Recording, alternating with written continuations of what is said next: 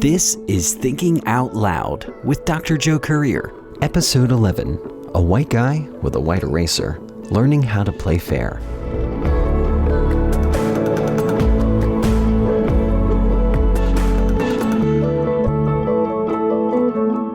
Welcome to Thinking Out Loud with Dr. Joe Courier.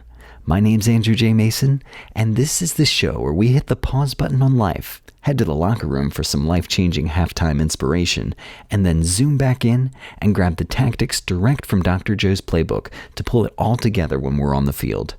Today, Dr. Joe expands the concept of white privilege with the idea of a white eraser. He shares a bit of his personal history and offers personal reflections that can only be discovered by looking in the mirror and listening. Here's Dr. Joe.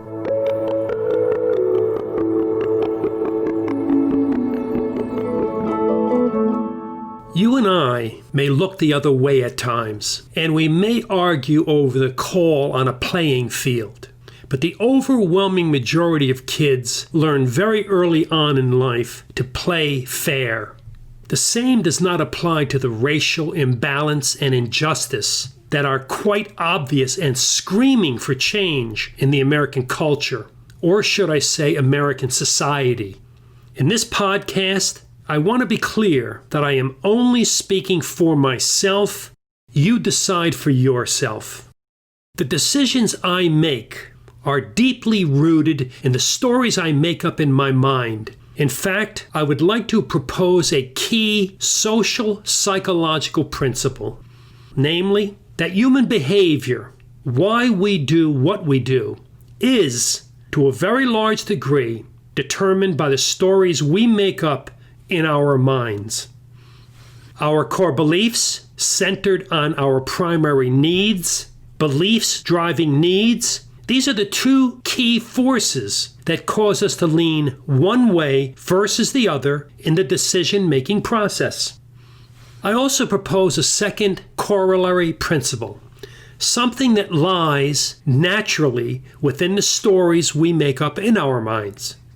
Namely, there are usually built-in lies in our stories, not conscious decisions to deceive people, simply misperceptions, misinterpretations, misunderstandings, ego defenses that protect us from the truths we struggle to deny, and frankly, the white lies we tell in order to justify our behavior that we know on some level to be inauthentic, untrue, and otherwise self-serving at the expense of others. A term that has been repeated lately to explain the racial divide is white privilege. To be honest, my first impression was negative. It felt offensive. It seemed inaccurate. Why?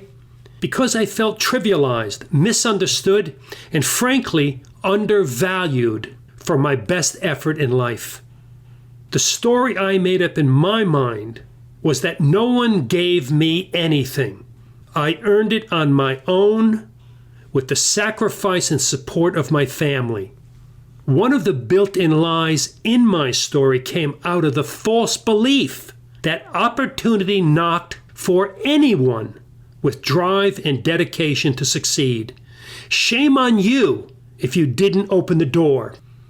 I am now really understanding that most black doors were locked, bolted, and padlocked with big signs in bold white letters that read, "Stay out, keep back." I am the grandson of Sicilian immigrants who fled the Patron system in search of one thing, opportunity. They were undereducated but anxious to learn. When they arrived on these shores, the men worked as laborers on construction sites, while my grandmother, a true entrepreneur, eventually opened a small grocery store. They worked from sunup to late into the night. Our grocery store customers were our neighbors. We fed them, and they supported us. In the back of the store, where we hung out when we weren't working, the family spoke mostly in the native tongue. However, my brothers and I were told not to speak Italian. I was taught, "You are an American." This was especially important Because remember, I was born in the early 1940s. Mussolini was our enemy. My uncles went off to World War II. Our government was not sure if they could trust the sons of Italy. So the young boys were given a rifle and shipped elsewhere. I paid no attention to the fact that black members of our community who helped build this great nation for centuries, long before we came here, they were economically running in place. I meant no ill will. I was just operating out of ignorance. The words Guinea bastard, Dago, Wop, and other Italian put-downs during and after the war were common. We had the neighborhood grocery store in the middle of our red, white, and green neighborhood. The Irish were 2 blocks over on Elm Street. The black families were on Jefferson Street between Elm and Madison. Everyone knew their place. Well, sort of. I didn't realize it then, but I not only had white privilege, I also had a white eraser, beginning with my name. My name was French. Courier, Couillet. They didn't associate it officially with the grocery store or my grandmother. My dad was French. He was killed when I was 4, and with his death, so too went my parental cultural heritage. In those days, I knew nothing of where in France my dad came from, or the cultural do's and don'ts. I didn't eat French food, I didn't hear French words spoken, and I certainly didn't feel French. I felt Italian. But my name and my white skin erased the slurs from otherwise genetic footprints that I carried. I heard about those Guinea Italian bastards, but did not have to stand up and be counted. I had a choice. I could simply erase whatever didn't work for me. I was not put out of the economic game because of name or skin color. But I don't know if I've mentioned that my best friend growing up in the inner city of Albany, New York, was black, Billy Dixon. I once called him the N-word when we fought like kids fight. I loved him like a brother, and I know that he loved me. I look back and I ask myself, what were you thinking? The story I had in my mind back then was, it's just the word. No different than when I heard people call my family names, Guinea and whatever. But I was so wrong. The N-word is so deeply insulting and demeaning. It isn't the same. I didn't realize it then, but I had a white emotional eraser. My skin color did not give me up.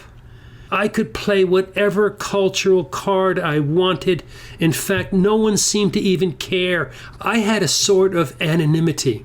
As long as I did not do anything outrageous. I carried no verbal accent like my grandparents and no skin color like my dear friend Billy in this black versus white world. I was really not paying attention when Bill told me that he was going to transfer to the public school for high school. He told me that we would not be seeing each other like we had been before. We lived in each other's homes to this point. I used to laugh when his Uncle Moon joked, "What's that white boy doing in my house?" on my way up to Billy's room. I thought it was hilarious. No one in his family ever spoke badly about me or showed me anything but love and care. I was part of their family. They also never spoke about skin color. I never heard the dangers that they faced in the community. It was easy to avoid racial bias in those days. I could just erase it. I was not burdened by Bill's skin color and the social boundaries that he faced, but Billy was. Bill and I were becoming young men. I was making eyes at girls like teens do. What I failed to see was Bill's dating options. We went to a Catholic school, one that taught inner city kids the moral right and wrongs, work ethics, and how not to use dangling participles. But they never spoke of race. They didn't treat Billy differently, but he was different.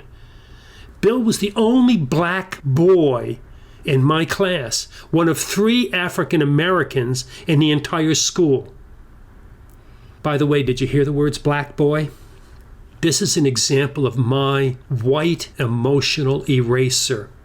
I was not acutely aware of it back then, but over the years as I listened to how I spoke, I erased the word boy from my vocabulary when referring to a young black person. I'd ask a Caucasian friend, "Hey, how's that little boy of yours?" But I shifted the question to, "How's that little man of yours?" when checking in on a black friend's or a black associate's child. So on some level, I was listening and learning.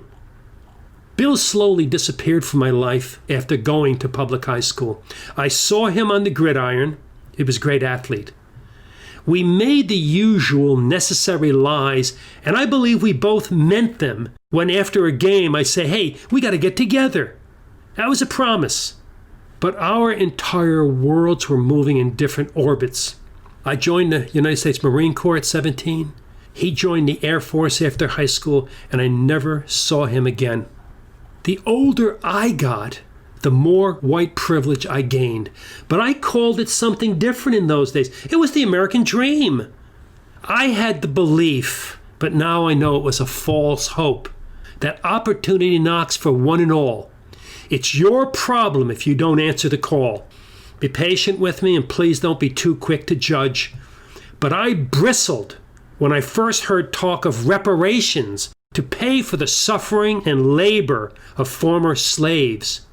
I ignorantly equated the treatment that peasants received and the lack of ownership and opportunity they faced at the hands of landowners in Sicily. No one ever challenged my beliefs, so I used my white eraser to clean my mental chalkboard. I was the first to get a college degree in my family. I eventually resigned my commission when it was time as a Marine officer. I had decided to shift my career path, and as I moved on as a psychologist and later as a consultant with professional sports organizations like the Ravens, I often heard how athletics was, quote, my way out. I assumed that this was because of poverty lines, not racial lines. The story I made up in my mind was that best effort, any best effort, regardless of color, could set a person on a path to success. No, I wasn't smoking dope, but I sure was acting dopey. One final example, I could give you more. One other example of white privilege is the mere expression of healthy emotions, such as anger. A man that I respect and look up to personally and professionally, not because he stands very tall and physically powerful. It's because of his character and intelligence. I'm going to leave off his name. I'll leave him to tell his own experiences. We were in a conflict situation that caused me to speak my mind, and I walked away with a lot of anger and frustration. I was wondering why my friend didn't toss in a bit of his emotions, his language, his feelings. He looked upset, but he remained quiet. When I later asked him why he didn't jump into the argument, he said, "Joe, it's because I'm a BBM." In my mind, I had the M. He was a Methodist. And I asked him, what's the BB stand for? I was just a little bit off. My friend smiled and said, "I'm a big black man. Whatever strong emotions, as healthy as they are, whatever strong emotions I share will be misinterpreted as black rage dating back to slave days." He was correct 100%. The message in this podcast that I could shoot my mouth off and get pissed off. But if he did it without white privilege to simply air his emotions, healthy emotions like any human being, he could be labeled and perhaps more. I could go on and on, from confession and excuses to naivete and misunderstanding. But instead, I'd like you to help me. Better yet, I'd like you to join me and join the spirited movement of Black Lives Matter. I'm going to stop talking, and I will be listening to my brothers and sisters, paisans, as my grandmother used to call all of our neighbors, black and white. I encourage you to listen And I'd like to send you on your way with an important model.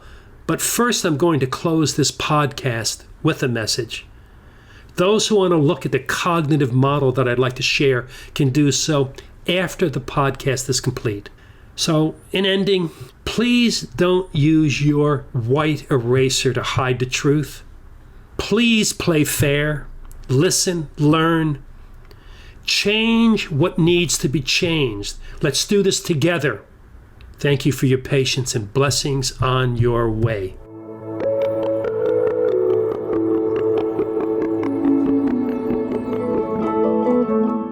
Dr. Joe, I don't want this to sound like too elementary of a question, but I think you'll at least understand where I'm coming from. When somebody doesn't feel like they're already a part of the problem, how do they truly, really learn to listen? And I suspect that this might have something to do with the stop action that you talked about in other episodes, but would you maybe speak to the idea of how we catch ourselves in assumptions and prejudices? I mean, the nature of assumptions is really that they're beliefs that we no longer even think about, right? Andrew, I love your question and your concern. First, I'd ask each of us to look at the stories that we are making up in our mind. Each of us. Am I feeling criticized, blamed, attacked? Well, I have a question. Are you responsible for the problems and challenges we face? And if so, even in a small way, fix it. By the way, if you are not, fix it. Either way, take a deep breath in. Open your mind and your heart. We all have work to do. I'm asking each of us to help achieve a promise. One nation with liberty and justice for all. It's written, it's in stone in so many parts of our nation. Every time that any one of us burns bridges rather than builds bridges, when there is tension between the I and we all are in danger. We especially lose the ability to live a life filled with peace and joy. Let's begin by simply listening to each other. First, for the data points, all the information available, accompanied by the emotions and the impact. Let's throw in Covey's fifth habit. Seek first to understand, then to be understood. I believe it's time for what in business we call straight talk between partners. Carefrontation, caring enough to share and be open to each other's ideas, emotions, and the impact we're experiencing in our communities. I'm not asking you to get caught up in white guilt or black anger. I hope we're not about struggling to beat anyone over the head with my truth. I'm asking you to be a leader for change, a citizen of the world, and someone who will stand up to bigotry and demand that we play fair. I'm asking you to be the I in the we. Now would be a great time to begin. You mentioned in this podcast that there's a model you'd like to share. Do you mind sharing that with us right now? During the podcast, I mentioned that there are 3 levels of communication. All conversations are actually 3 separate, unique, and important conversations. The first is what we call content conversations. These are the data points. Information is exchanged. Facts are provided, often to the point that people get caught in a debate or an argument to prove who is correct. Now, while data and information is always important, it does not build relationships. It can burn bridges rather than build. The other 2 conversations that I'm about to share, they build emotional and social bridges. The second is affect communication. They're emotionally based interactions, how each person feels in the moment. It's important to listen, to properly identify and engage in each of the 4 primary emotions. Primary means they are universal. There is happy, sad, fear, and anger. Often we will see that people deflect or hide. They move into a second emotion. We often say that anger is a second emotion because, again, it covers up the sensitivity or the vulnerability. When fear occurs or we feel some shame, it's often we get angry and have a hot reaction to cover our tracks. The third conversation is the impact conversation, which typically begins with the words, "It feels as if." It feels as if you're talking down to me. Do you think I'm stupid? A second example, "You're never on time. It feels as if I'm not important to you." And last but not least, damn it, what do we have to say or do? Black Lives Matter. When you're communicating, watch all three levels of communication and pay a special attention to what people are feeling and how they're being impacted regardless. It isn't about, quote, who is right.